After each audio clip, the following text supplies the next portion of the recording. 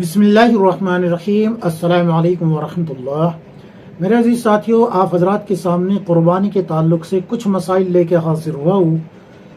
کچھ حضرات ہیں جنہوں نے پوچھا ہے کہ مفتی صاحب قربانی کن لوگوں پر واجب ہوتی ہے اور اس کا نصاب کتنا ہوتا ہے، اور اگر کوئی صاحب نصاب نہ ہو اور کوئی صاحب نصاب اس کی طرف سے قربانی ادا کر دے تو کیا صاحب نصاب کو اپنے لیے بھی الگ سے قربانی کرنی ہوگی، اور کیا نصاب کے اوپر سال گزرنا شرط ہے، شریعت کا کیا حکم ہے؟ تو آپ کتاب اٹھائے در مختار جلد نمبر 1 صفحہ نمبر 778۔ اسی طریقے سے مسائل قربانی اور مسائل عیدین و قربانی یہ کتاب اٹھائے، اس میں بھی آپ کو تمام مسائل مل جائیں گے۔ سب سے پہلے میں آپ کو یہ بات بتا دیتا ہوں کہ قربانی کن لوگوں پر واجب ہے۔ نمبر 1 وہ مسلمان ہونا شرط ہے۔ نمبر 2 وہ عاقل یعنی کہ عقل مند، پاگل نہ ہو، مجنون نہ ہو، بلکہ عاقل ہونا شرط ہے۔ نمبر 3 وہ بالغ ہونا شرط ہے، اور نمبر 4 وہ صاحب نصاب ہونا شرط ہے۔ یہ 4 شرطیں ہیں قربانی کے واجب ہونے کی۔ اب چونکہ مسلمان تو ہوتے ہی ہے، اس میں کوئی شک و شبہ نہیں ہے، عاقل بھی ہوتے ہیں، بالغ بھی ہوتے ہیں، تو نصاب کا مسئلہ ہے اصل۔ تو نصاب دیکھیے 52.5 تولہ چاندی کا ذکر آیا ہے نصاب میں، 7.5 تولہ سونا یا پھر جو ہے 52.5 تولہ چاندی۔ اگر اتنا ہے آپ کے پاس، یا کچھ سونا ہے کچھ چاندی ہے، جیسے کہ زکوٰۃ کا مسئلہ ہے، جتنا نصاب زکوٰۃ کا ہے اتنا ہی قربانی کا ہے۔ لیکن قربانی اور زکوٰۃ کے نصاب میں یہ فرق ہے۔ پہلا فرق تو یہ ہے کہ قربانی کے نصاب میں سال گزرنا شرط نہیں ہے۔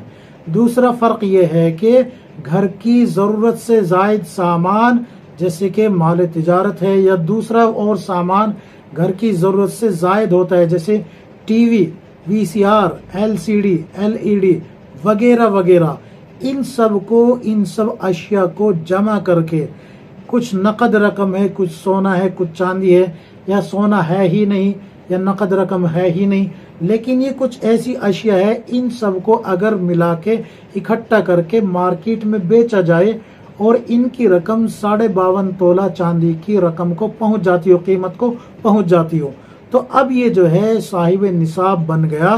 اب اس کے اوپر قربانی کرنا واجب ہے، سال گزرنا شرط نہیں ہے۔ 3 دن کے اندر بھی اگر آپ کے پاس مال آ جاتا ہے، صبح فجر 10 ذوالحجہ کی فجر سے لے کے اور 12 ذوالحجہ کی مغرب سے پہلے تک اگر آپ کے پاس مال آ جاتا ہے تو ان 3 دن کے اندر آپ صاحب نصاب کہلائے جائیں گے۔ اب آپ کے اوپر قربانی کرنا واجب ہے۔ اگر آپ جو ہے قربانی نہیں کریں گے تو گناہ گار ہوگے۔ یہ تو ہو گیا نصاب۔ دوسرا مسئلہ یہ کہ ایک گھر میں کئی سارے افراد صاحب نصاب ہوتے ہیں، لیکن کہتے ہیں کہ بھئی ہم تو سب مل کے ایک ہی قربانی کر لیتے ہیں۔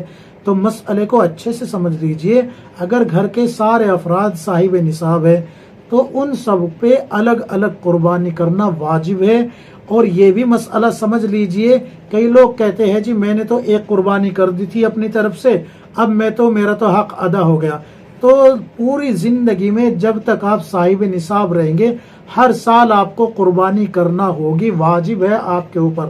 جیسے کہ صاحب نصاب ہونے پہ ہر سال زکوٰۃ دینا واجب ہے، بعین ہی اس ہی طریقے سے قربانی کرنا بھی صاحب نصاب پہ ہر سال واجب ہے۔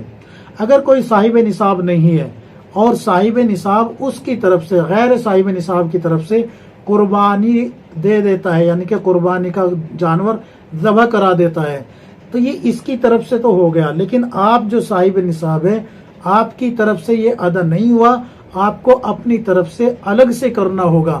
کئی لوگ کیا کرتے ہیں کہ والد صاحب تو صاحب نصاب نہیں ہے لیکن بیٹا صاحب نصاب ہے، اب والد صاحب کی طرف سے کر رہے ہیں، ہر سال ابا بھی زندہ ہے، ابا کی طرف سے کر رہے ہیں، ابا بھی انتقال کر گئے ہیں، ان کی طرف سے کر رہے ہیں، ثواب مل رہا ہے، جبکہ آپ کے خود کے اوپر جو واجب پڑا ہوا ہے آپ اس کو ترک کر رہے ہیں، گناہ میں ملوث ہو رہے ہیں۔ تو ضروری ہے کہ آپ اپنی طرف سے ادا کریں۔ اگر آپ اپنی طرف سے ادا نہیں کریں گے تو آپ پوری امت کی طرف سے بھی ادا کر دیں گے تو بھی آپ کے اوپر سے واجب نہیں ہٹے گا، واجب آپ کے اوپر پڑا رہے گا جب تک کہ آپ اس کو ادا نہیں کر دیں گے۔ آپ پہلے اپنے آپ کو دیکھیں۔ دوسرا مسئلہ یہ، خواتین اگر صاحب نصاب ہے، زیورات کی وہ زیورات ہوتے ہیں اس کے پاس، چاہے وہ زیورات کی شکل میں سونا چاندی کچھ بھی ہو اس کے پاس، یا کسی اور طریقے سے، یا وہ مال کی مالک ہو یا پراپرٹی کی مالک ہو یا بینک بیلنس ہو، یہ کسی بھی طریقے سے ہو، مرد حضرات کے لیے بھی یہی حکم ہے، عورت کے لیے بھی۔ تو اگر عورت صاحب نصاب یعنی کہ عورت کے پاس مال ہے جو کہ نصاب کو پہنچا ہے، یعنی کہ وہ صاحب نصاب ہے، تو اس کے اوپر الگ سے قربانی کرنا واجب ہے۔ مثال کے طور پہ شوہر صاحب نصاب میں داخل ہے اور بیوی الگ سے صاحب نصاب میں داخل ہے، یعنی کہ دونوں صاحب نصاب ہے، تو اب شوہر پہ الگ سے قربانی ہے اور بیوی پہ الگ سے قربانی ہے۔ اگر کوئی پاگل یعنی کہ مجنون یا چھوٹا بچہ نابالغ بچہ نصاب میں داخل ہے یعنی کہ صاحب نصاب ہے اور ان کا کفیل بھی ہے کوئی، یعنی کہ ان کا پالنے والا بھی ہے، ان کا ولی بھی ہے، تو پھر ان کے اوپر یعنی کہ ان بچوں کے اوپر صاحب نصاب ہونے کے باوجود قربانی واجب نہیں ہے جب تک کہ یہ بالغ نہ ہو جائے، یا پھر یہ مجنون جو پاگل ہے جب تک یہ ٹھیک نہ ہو جائے۔ ان کا ولی بھی ان کی طرف سے قربانی کر کے اپنے نصاب جو اس کا خود کا ہے اس سے بری نہیں ہو سکتا۔ اگر وہ خود جو ہے صاحب نصاب ہے تو اپنی طرف سے کرے، بچوں کا اس میں کوئی الگ سے کرنے کی ضرورت نہیں ہے۔ شوہر کو الگ کرنی ہوگی اگر صاحب نصاب ہے، بیوی کو الگ کرنی ہوگی اگر بیوی صاحب نصاب ہے۔ اگر شوہر صاحب نصاب نہیں ہے اور بیوی صاحب نصاب ہے تو بیوی کو اپنی طرف سے کرنی ہوگی، نہ کہ شوہر کی طرف سے، کیونکہ صاحب نصاب بیوی ہے شوہر نہیں، اور اگر دونوں ہیں تو دونوں کو کرنی ہوگی۔ تو پتہ یہ لگا کہ جو صاحب نصاب ہوتا ہے اس کو خود کی طرف سے کرنی ہے۔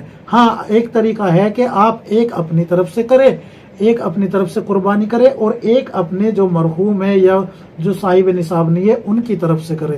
تو اس طریقے سے آپ دو قربانی کر کے تو اس طریقے سے آپ جو ہے ثواب حاصل کر سکتے ہیں۔ لیکن اگر آپ جو ہے 10 قربانی بھی کر رہے ہیں اور اپنے نام سے نہیں کر رہے بلکہ ابا کے نام سے، امی کے نام سے، چچا کے نام سے، تایا کے نام سے، بھائی کے نام سے، بہن کے نام سے، بیٹے کے نام سے، بیوی کے نام سے، ان سب کے لیے کر رہے ہیں آپ، جبکہ یہ خود صاحب نصاب ہے یا صاحب نصاب نہیں ہے، لیکن آپ صاحب نصاب ہے تو آپ کے اوپر واجب ہے کہ آپ اپنی طرف سے کریں، ان کی آپ کی ذمہ داری نہیں ہے۔ اچھے سے سمجھ لیجئے ان تمام مسائل کو۔ اللہ تبارک و تعالی ہم سب کو کتاب و سنت کے مطابق زندگی گزارنے کی توفیق عطا فرمائے، آمین یا رب العالمین۔